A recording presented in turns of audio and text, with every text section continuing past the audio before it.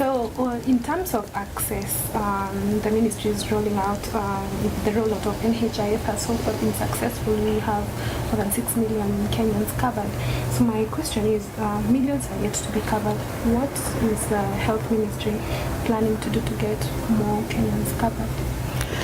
Again, a couple of interventions are happening at the same time, and it is important to note, yes, we have the way NHIF has been delivering in the past, it has concerned itself more with the people who are in formal employment. And you know, because the law makes this mandatory, then there is already a captive market as per the law. But we've come to a place where we are then saying the most vulnerable people actually are the ones who are in the informal sector, because there is no law that makes it mandatory for them to be able to pay into an insurance, a health insurance scheme like NHIF. And so getting these people to come along is will require effort in terms of sensitizing them to see value in this investment. And it's a cheap investment, because if you look at 6,000 per year per family against the benefits that you're likely to get, it is by all means a very cheap investment. But you know, we have noted behavior which is not consistent, because you pay in when you have a sick relative or a sick child, or you're sick yourself, and then 1 year later you opt out because you are no longer sick. So it's not very consistent behavior. I would like to encourage Kenyans to have consistent behavior in investing, if they can afford, in their own healthcare. And so it has been intensive sensitization. It has been partnering with the counties to be able to get them also to convince their population that it's worth the while. And so NHIF is moving on that, and it's working well. But on the other hand, we have as government agreed it will be important for us to pilot on UHC. Once we have finished the processes which I mentioned, we will be focusing on piloting in 4 counties which have already been identified. That is going to be Machakos, Nyeri, Kisumu, and Isiolo. And all these pilot counties have been picked for various reasons. For example, Machakos has been picked because if you look at the prevalence of road accidents, it is one of the highest in the country. Isiolo has population which is nomadic, and therefore they keep on moving with their livestock, and the disease burden again becomes a bit different, remembering that this is, you know, an ASAL county.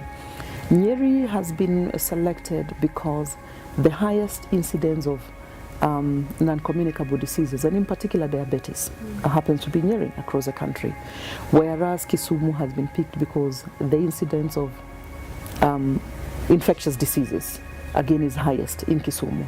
And so as we do the pilot, it was important that we sort of share these variations for us then to pick lessons which will then inform our scaling up to across the country. And it's important to also summarize by saying UHC is about ensuring 100% coverage of the total population. And that is why everybody talking, everybody listening appreciates that the time the president set for himself for us to help deliver on this target is both ambitious, but is also achievable because of the enormous political commitment, both by His Excellency the President, but also the county governments themselves. Okay. Still on access, let's talk about free maternity. In your opinion, do you think it's functional? Like, just last week we saw up to 4 new moms sharing 1 bed in Kiambu County. The free maternity, popularly known as Linda Mama, is working. Really, it is working. And to say that a project is working or a program is working doesn't mean that you do not have a few little hiccups here and there. And so overall, as far as I'm concerned, it's working, and it's working well. It's benefited a lot of mothers. But talking about Kiambu and what you may have seen last week is also good to appreciate what are the factors that are driving the huge number of patients visiting Kiambu as a county. And the questions that my team has put to me is that, do we have proper functioning facilities in Nairobi? Because some of the clients who are being served there are actually supposed to be served in Nairobi. And that is Nairobi as a county. But importantly, it's come to my attention that one of the other facilities called St. Mary's, which is run by Catholic, has also been closed following some ownership wrangles. A huge population, 120 mothers every day were being served in St. Mary's. So if it's closed, it's not functioning, it means that traffic is being driven to the neighboring counties. And so what we saw, it is my hope that is very short term, and short term because I've also been in discussions with the governor of Nairobi and urging him on the need for him to actually ensure the facilities in Nairobi are optimally functioning. Yeah. Okay, so are new mothers being charged any fee for their well-being in government hospitals when they give birth? The government position is that they should not be charged anything. But then in hospitals such as Mbagathi, we are seeing some moms are actually being charged for things such as jig. That is why you saw the governor moving himself and actually even, take action to the extent of relieving some of his, team members, because you ought not to charge nothing. Yeah. No. Okay, so let's move on to equipment. The government has been investing heavily on equipment in hospitals, but we're still seeing more Kenyans travel to India to seek treatment. Where is the discrepancy in your opinion? Treatment is a combination of several things. Yeah. Equipment happens to be one of them. Human resource is very, very important, and particularly for specialized care. Human resources are as important, and of course availability of facilities is equally important, as is affordability. And so when you look at some of the cases like cancer treatment, we do not as yet have what we call PET scan. PET scan is a technology that then helps you to actually have a look and know what is your status in terms of the load, the burden, and how well you're getting. And so most of the patients who are authorized to leave, say, to countries such as India, are actually going to access this facility, which is not locally available. But I'm happy to note that the private sector is actually investing in this, and hopefully we'll then see a reduction in the traffic that is seeking cancer treatment. Okay. Yeah. All right. So which equipment do you hope to ensure is imported into Kenyan hospitals before your tenure is over? Equipments should follow the disease patterns. Yeah.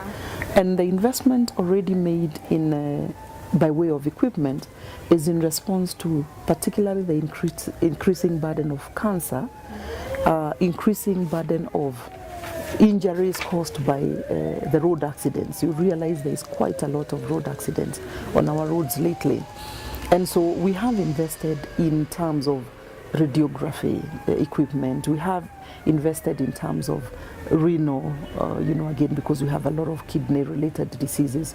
We have also invested in, lately, the CT scanners, which has to do with them, again, helping in aiding the diagnostics.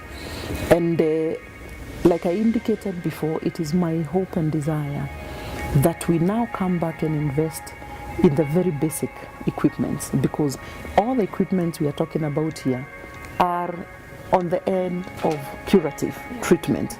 And I think we've done quite well, because in all the 47 counties, we are proud to say that there is a combination of equipment that are available there now, and there are technicians trained to be able to operate these equipments to the extent that we are able to actually get them processed and trained in the time that we've had the equipment.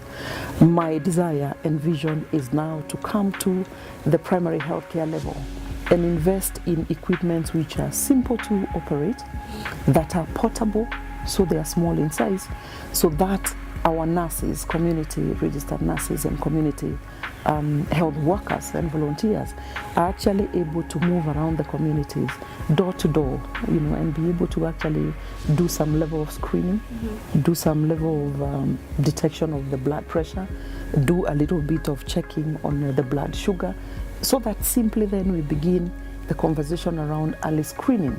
And the need then of the results that we get at that level will determine whether you go to the next level of treatment, which is now the level 2. So my desire is to see investment at that level. And that is where I'm calling investors who have otherwise looked at the bigger side, the curative side, to come along and also explore the opportunities which are there.